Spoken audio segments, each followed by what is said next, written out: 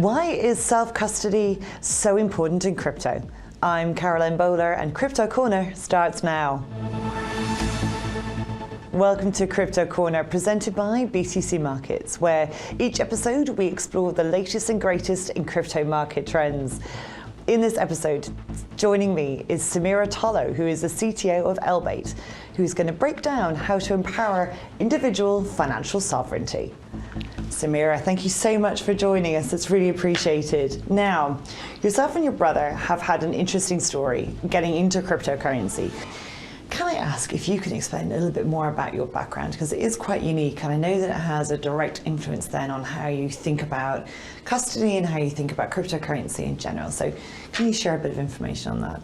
Absolutely, I'd be delighted to. So our story and our reasoning for starting Elbaite really does start with our childhood. So for us, we are definitely not crypto tourists, and even the word custody, it's something that we just hold with so much passion, and we've been thinking about it all of our lives. And so for us, we were born in Afghanistan in the Taliban regime.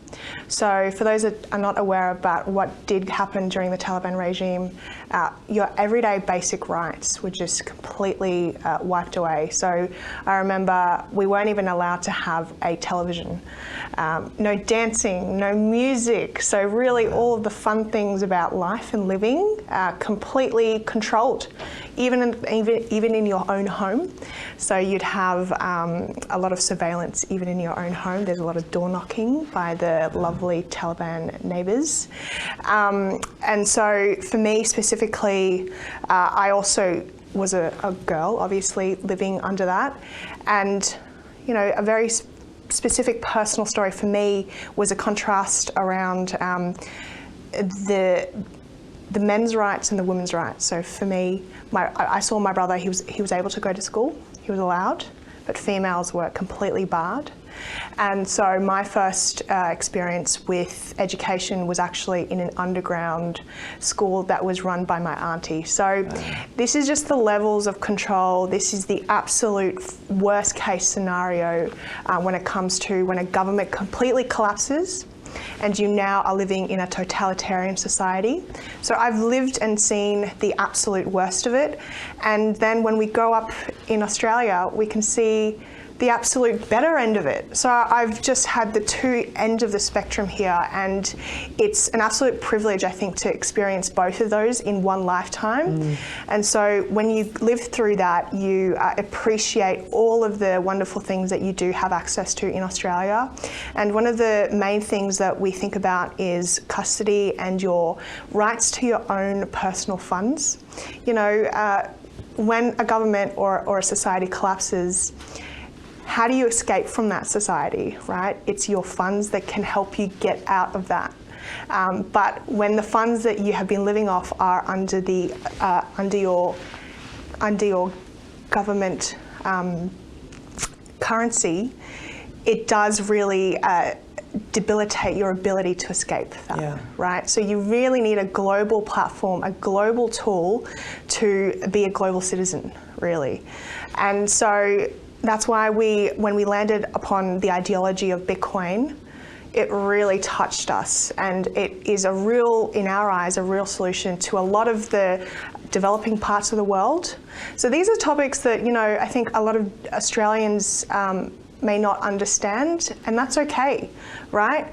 But they are participating at a very high level in accelerating the evolution of Bitcoin, which is a real solution to a lot of the world, right? I think for us, what we saw at BTC Markets when the Ukraine was invaded by Russia, and I'm sure you guys saw the exact same thing at Elbaite, what we saw were the amount of people who were sending crypto to relatives who are now refugees heading into Europe.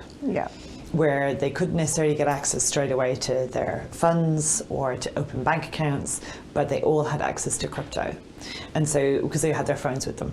And so onto their crypto wallets, they would send crypto from wherever the relatives were in the world. We just said, obviously, the exposure from Australia into those crypto wallets, and they were able to convert it into euro or whatever currency, wherever they were, and be able to access services and goods as they needed and as they saw fit. Not reliant on state, not reliant on anybody else, but their family were able to help them out. Absolutely. And I think that, to your point, we see the benefit of that, and you've had the lived experience of it on the other end of the extreme, the benefit of that come through. Now, one of the topics, not to keep bogged down all this serious, heavy-going material, but one of the other topics I know that's very passionate to you kind of on that is around financial sovereignty. Now, financial sovereignty sounds super complicated and a bit dry and a bit boring, but it's something that's talked about a lot when they talk about the ideology behind Bitcoin in particular.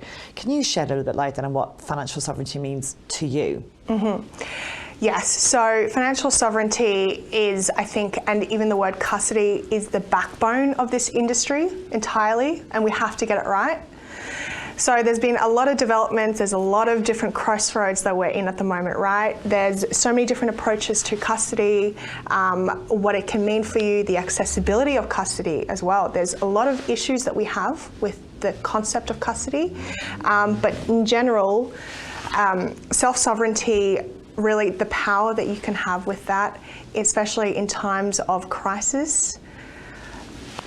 The phrase that I like to use is, in times of crisis, do you have access to your own funds, right? So that's just the general question. And there's many ways to achieve that. There's not a one size fits all. There's many different ways that the technology can be built and created, and the services that you're using, what's the partnership that you have with them. So in the most simple way, having self-custody means that actually you're far away from all of the bureaucracy around it all, and it's simply that only you have access to that private key, and you know where those funds are now.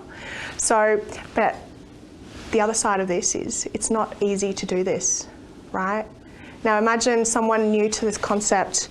Firstly, they're learning about what the heck is Bitcoin. They're learning about the volatility around it. It's all very scary. They're learning about their portfolio. How do they manage all of it?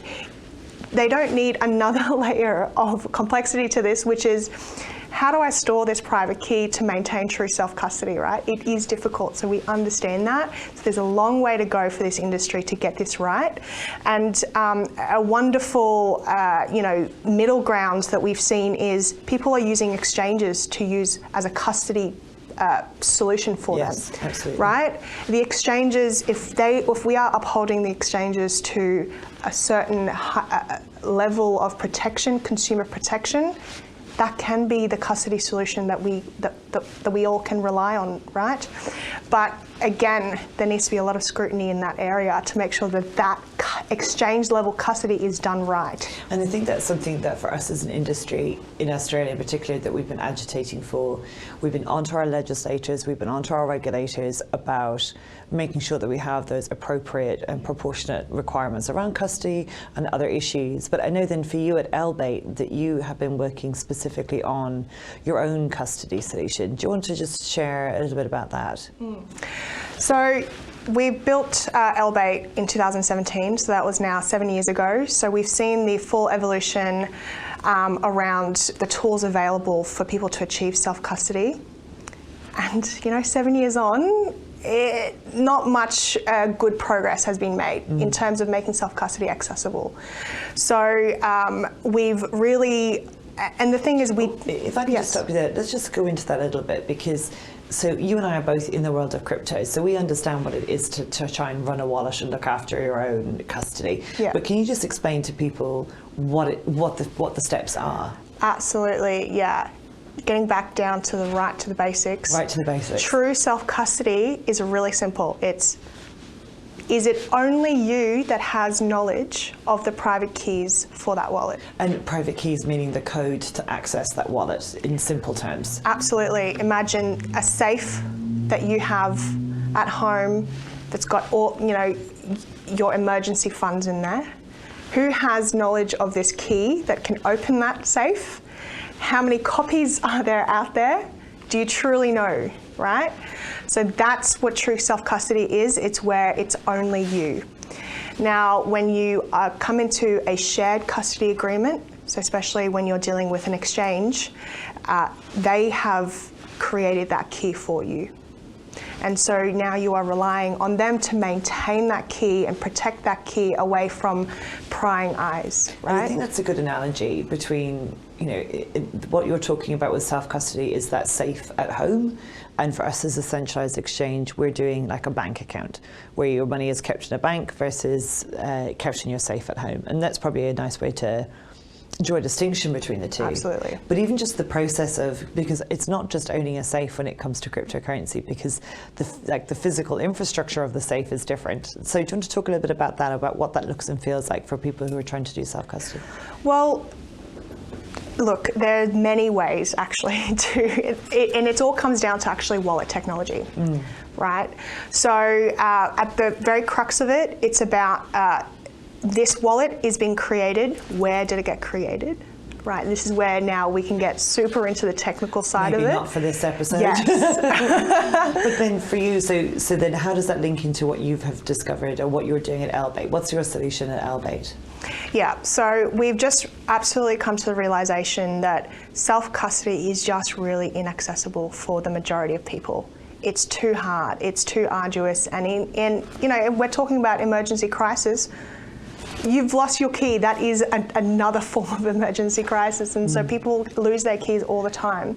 And who can help them? So how do you help them? Yeah, exactly. So what we've created is a middle ground that I think is a good solution where we can get the benefits of both self-custody, where it is a specific wallet designated for your own funds, and it's only your funds that will ever have a record in there.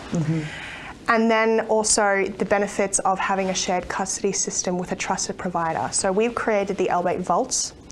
So these are completely separate wallets that we have created per client. Fantastic. And so every single movement of crypto in that wallet is only ever what you as the customer have asked to move in and out, right? That's so fantastic. This is true ledger of your funds ever. So in times of crisis, Elbaite goes down, we have a true record of your funds in that wallet for you. That's fantastic. So just in short, to wrap that up, so you're saying under the solution, the Vault solution, you have your own individual wallet maintained by a shared custody provider, in this case with you guys, with Elbaite. So owning my own money in my own safe with you, but it's the infrastructure that's shared across a few different. That's fantastic. We're out of time. I'm so sorry, Samira. Okay. It's been so fantastic to have a chat with you, and I know we could talk more about it probably over a coffee in the very near future. All right. Thanks for joining me on Crypto Corner this week, and we very much hope to see you next time. You're watching Ticker. We'll have more in just a few minutes.